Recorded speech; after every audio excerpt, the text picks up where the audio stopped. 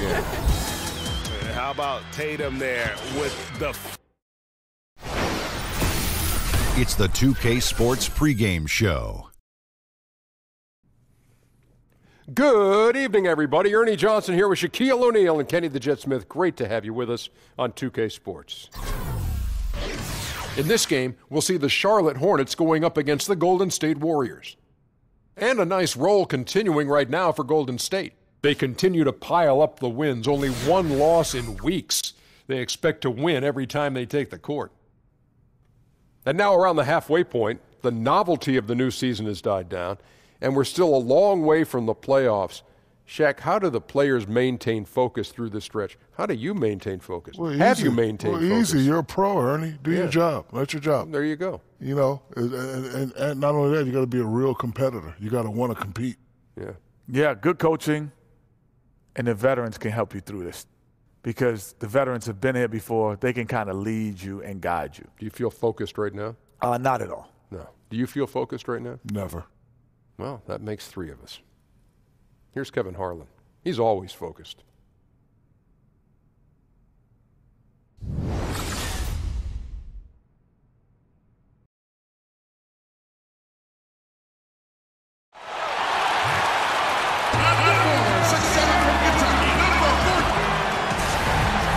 We are in Charlotte, North Carolina. 2K Sports proudly brings you NBA basketball from the home of the Hornets. With Greg Anthony and Doris Burke, this is Kevin Harlan. David Aldridge will join us from the sidelines. This is the first game in the Warriors road trip.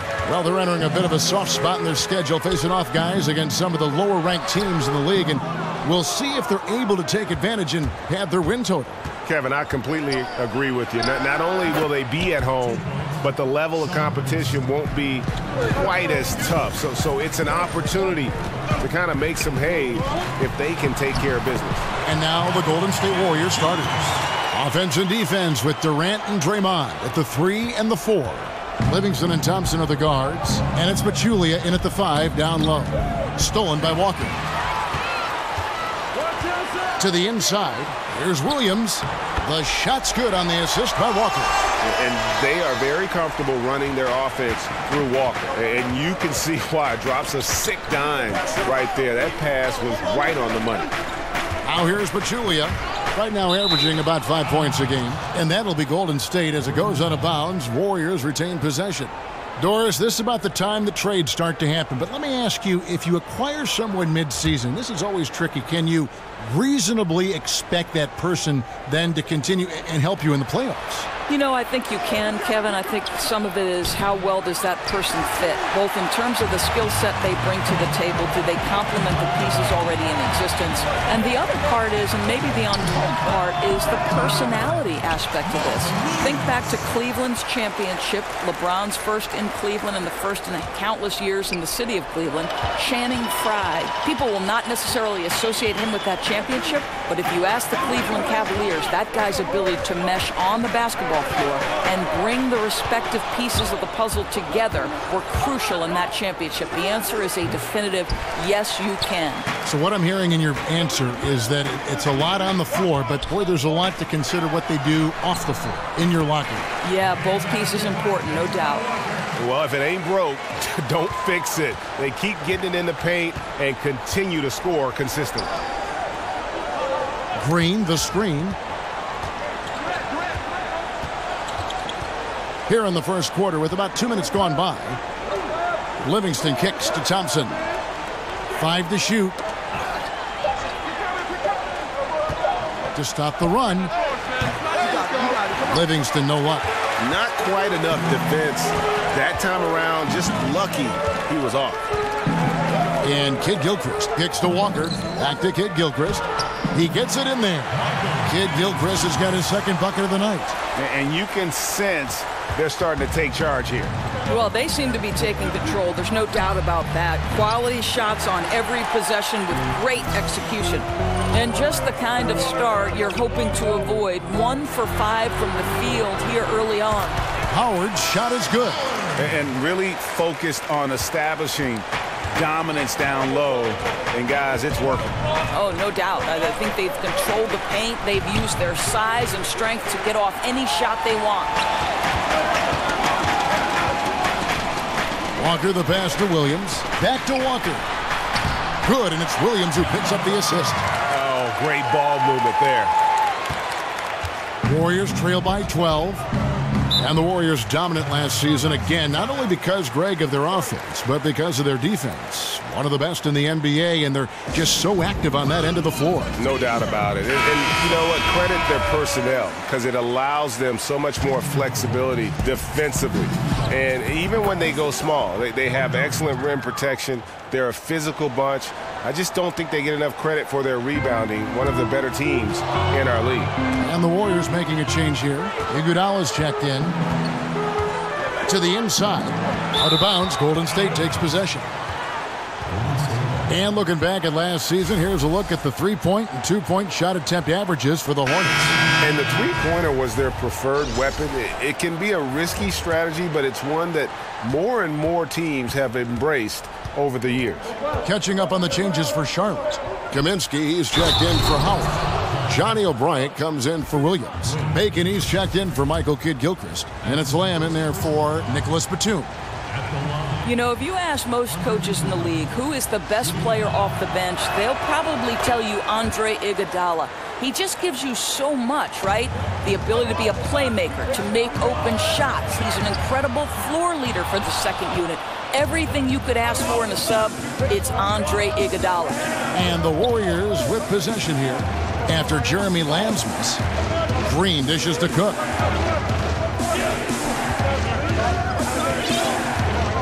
Green, the screen. And it's Cook missing. And for Andre Iguodala, most coaches would tell you he is the best off-the-bench option in the league, but he doesn't look like he'll ever win a Sixth Man of the Year award. And I think, Kevin, that goes to how the award is voted on more than it says anything about Andre Iguodala's impact on a basketball game. The Sixth Man of the Year is usually the highest scoring reserve. Iguodala's effect on winning goes well beyond putting points on the board. And here's Charlotte. They're on a 16-6 run. And Walker kicks to Lamb. Back to Walker. And the rebound goes to the Warriors. Last time they met was in Charlotte, where they beat the Hornets. Their last game against this squad, they won out thanks to some big contributions from the bench. Yeah, that second unit was fantastic in the last meeting. They infused a ton of energy and, somewhat surprisingly, a lot of points production. That free throw, no good. One of the steals of the draft last season might have been Patrick McCaw, the former UNLV player. Doris fit right in with what the Warriors were trying to do on the floor, and he saw a good amount of rotation minutes. Well, McCaw proved he was ready to play early in his NBA career. There's no doubt about that. He's got incredible range shooting the basketball. He's also very rangy with how he defends. So much to like about this guy's game. And O'Bryant gets it to go. And they keep hammering away at him inside, forcing the ball into the paint. Cook kicks to Iguodala. There's the screen. They get it back. Passes it to Cook. Green left side. Picked by West. Second chance shot. And he lays it up and in. Boy, you have to respect how crafty Draymond Green is on the interior. Has the ability to get deep inside and finish with ease. Now here's Walker. He's coming off a 13-point game against the Rockets in Houston. And that's just carelessness there. I mean, you have got to have your head in the game. Monk's checked in for Bacon. And the Warriors also making a change. Young's checked in. And right from the start, Kevin, they've been pounding the glass. Most of those 50-50 balls also going their way. Lamb, good. The defense not putting up any fight on the inside. They've allowed 10 straight points in the paint. Here's McCaw from outside off the mark. And now the fast break. Kaminsky with the ball. Just 3 on the clock, and the layup is up and in. Kaminsky's got his first basket of the night. And when you build a big lead like this, especially early, you have to guard against the letdown. No, exactly right. You can't afford to get complacent, right? They have to stay hungry and humble if they want to keep this lead. And as we conclude the first quarter, a one-sided game so far. Hornets lead by 11. And don't go away. We'll be back with the action for the start of the second quarter in just a moment.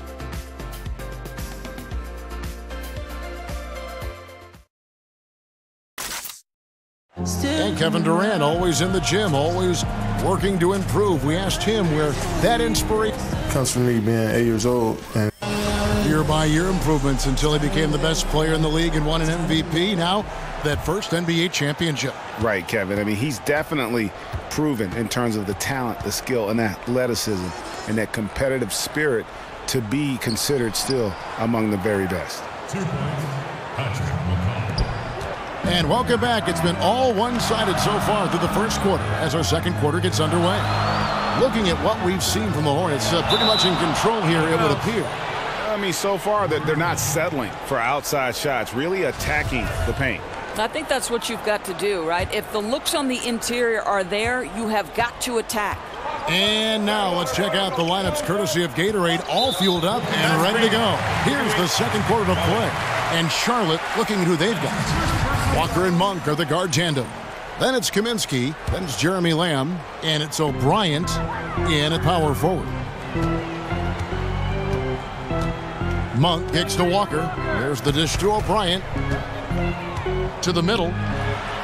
The shot's good from Monk. And really keeping the ball hopping around here offensively. Warriors trail by 11. Iguodala kicks to McCaw. Some nice passing by Golden State.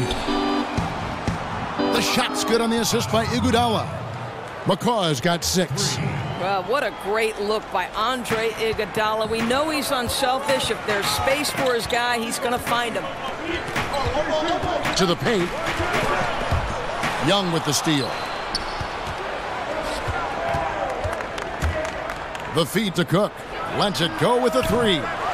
Rebounded by Kaminsky. And they're controlling the boards, Kevin. That's +5 in that category. Monk. And he takes it in for the layup off a very nice feed. Monk's got 4 points this quarter. And the crisp passing has opened things up for them offensively. Timeout called the Warriors. I want to keep it rolling here following the win against Dallas. Yeah, unfortunately for them, I thought the opponent's defense just never showed up. I mean, you have to question their effort, Greg. They did a great job at penetrating and kicking out. The defense simply wasn't up to the task. Here's what Charlotte's going with right now. Howard's checked in for Kaminsky. Williams comes in for Johnny O'Brien. Michael Kidd-Gilchrist is checked in for Lamb. And it's Batum in for Walker. Different look here for the Warriors. Pachulia, he's checked in for West. Kevin Durant comes in for Andre Iguodala. Klay Thompson, he's checked in for Patrick McCaw. And it's Livingston in for Cook. And here in the second, 2 minutes gone by. 4 on the clock. Thompson got the loose ball, but that will be a backcourt violation. Of course, you've been a color analyst for both men's basketball, women's basketball. Stylistically, what's the difference, in your opinion, between the two, if anything? Well, I think there are a number of differences. The primary one being athleticism is slowly starting to take shape and more dictate the outcome of success in women's basketball, whereas athleticism has always been a part of dictating the outcome of games. The above-the-rim aspect of the NBA versus, for the most part, the below-the-rim aspect of the WNBA. That would be the primary difference for me. But the fundamentals, too, sometimes stand out. The women's game, I think, really, you can see fundamentals so strongly. You can, Kevin, and I think what helped the women's game tremendously was, especially in the WNBA, you had NBA coaches transition to roles in the WNBA, the Bill Lambiers, the Mike Thibault, so they taught that group how to be pros, how to win on that level. Excellent point. Young's shot is off. And with the success they've had rebounding the basketball, they're right where you'd expect them to be, firmly in the driver's seat. The only way he doesn't finish is if the defense gets in his face. Nice job. Hits the jumper in space. Young's got it back down to a single-digit deficit for the Warriors. To the middle, here's Monk. Good, and it's Williams who picks up the assist. Williams has got his 3rd assist on the night. They get a hand on it, out of bounds. Charlotte takes possession. And taking a look now at stats for Pachulia. His last 10 games, he's averaging 6 points a game, 5 rebounds, and 2 assists. And those numbers, solid, not spectacular, and sometimes what you see is what you get. There's no doubt. This is a guy who understands his role, knows he's got to give you quality minutes, and that's what they expect from him. Batum, good. Boy, nice feed, leading him into some space. A nice catch on the run, too. Wow. All right, let's catch up with our sideline reporter, David Aldridge. Guys, Kevin Durant is a unique player. LeBron James said he's a 7-footer with 6-foot ball handling skills, jump shot, and athleticism. It's never been done in our league. Never had a guy that's 7 foot and can do all that, so it sets him apart. Kevin, I'm 6 feet tall, and I can broadcast. You can, and you can write, and by the way, you're in the Hall of Fame. DA, thank you. Boy, think about last season for Kevin Durant, guys. He was putting up yet another MVP-type season before that knee injury made him miss extended time. But then he comes back, and he's the MVP of the NBA Finals. I think he'd make that trade, guys. Drops in the trade. Durant's got 6 points. I'll tell you, don't let Kevin Durant start to percolate from outside that arc, because you're going to be in for a tough night. That's a surprise. I mean, really out of character for him to miss when the defense is not right up on it. Livingston kicks to Durant. That drops, and it comes off the assist from Livingston. Durant's got a pair of triples in the second now for the Warriors. And for Durant last season was filled with so much scrutiny for his decision to leave Oklahoma City, go to Golden State. Still, he was having an elite year with his offense before that knee issue. Well, there's so much talk about where Kevin Durant chose to play that people tended to forget a few things. This is one of the most dangerous and consistent scorers we've ever seen in the NBA, and he will find a way to blend his skill in with any team. And the whistle blows on the backcourt violation. He went over and back. Big bodies and soft hands. Well, that's what these guys possess. The top assisting centers and power forwards this year. Second, Draymond Green. It takes a tremendous feel for the game to be able to make the passes these big guys are capable of making out of the low post. A feel for the game and terrific court vision. There's not an angle or an open teammate that they won't spot and find right away. The simple little draw and dish play is elevated to an art form by that group. Here's Bacon. That's in, and he's now 3 for 3 and looking sharp. I'll tell you, the feed puts him in prime position to convert. The assist was where it needed to be. On the wing, Green. 7-second difference, shot and game clock.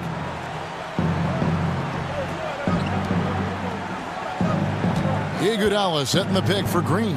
From deep. Rebounded by Howard. Howard's got 6 rebounds now in the game. I'll tell you, his inconsistency not helping their cause at all. 6 seconds left here in the second. The wide open look for Durant. Durant with another miss. And we've reached halftime in this one. Hornets ahead. All right, thank you, David. And folks, don't go away. After the break, we'll see you right back here. And now, the 2K Sports Halftime Show. Hello again, everybody, along with Kenny the Jet Smith. And after the first 2 quarters of play, it's Charlotte in control. They lead by 14. Kenny, what did you see from them?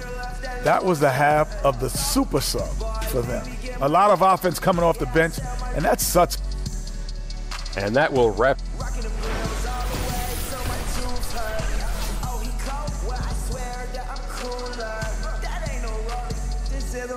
Hi again, everyone. Welcome back to Charlotte. The buildings of downtown shining in the background. And as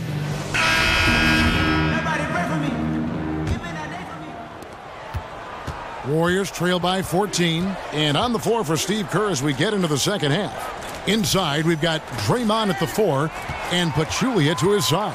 Thompson and Durant, the sharpshooters, at the 2 and the 3. And it's Livingston in at point guard. Boy, he did everything right till he got to the rim. He needs to finish that. And Thompson kicks to Green. Durant against Kid Gilchrist. Thompson from long range. That shot is off. And Charlotte will go the other way with it.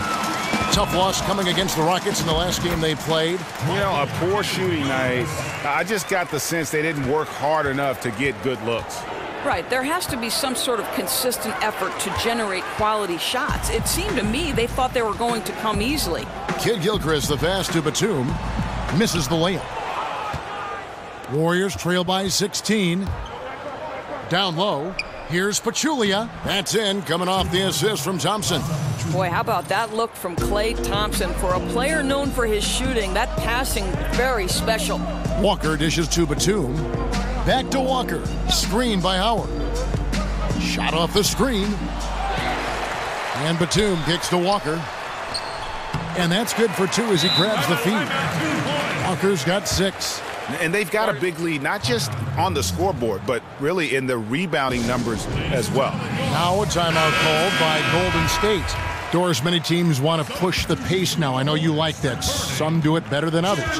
What's the key, and you've done this in college, to being successful with an up-tempo scheme? Well, I think obviously, one, you've got to have 3-tool players who are unselfish by nature. 3-tool meaning once you catch the basketball, you are a triple threat. You can pass it, you can score it, you can dribble it. You're able to be a playmaker in every instance, because once you allow people to spread the floor, and by that I mean the spacing is, you know, there are 5 guys spread out maybe beyond the three-point line, so the defenders are essentially on an island until a screen comes. You've got to be a triple threat on the catch to be successful in those pace and space systems. You got to be able to shoot it too, Kev. That's the key. Durant, no good. Sometimes you just have an off day, and this is one of those games for him. Howard kicks to Kid Gilchrist. Another shot. It's rebounded by Livingston. Well, he continues to have trouble with his shot, well below 50% from the field in this period. Poke loose. And it's out of bounds. Last touch by Lamb. We take a second here to take a look at the shot chart for the Warriors. Well, you have to give him credit because he's done everything he can to help contribute, but it doesn't appear to be in the cards for him tonight. A lot of strange releases, and he just isn't the same efficient scorer that we're used to seeing. Right wing, shot clock at 6. Parked down low that time, and he got the 3-second call.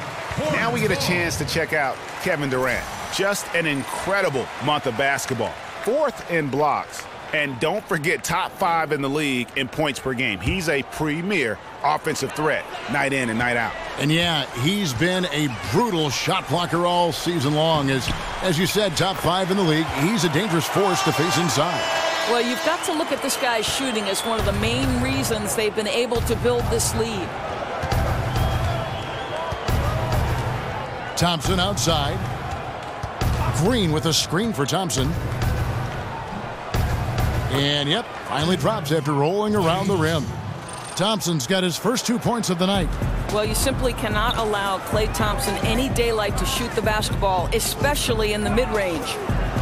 Inside, pulls it up. And Williams gets it to go on the assist from Lamb.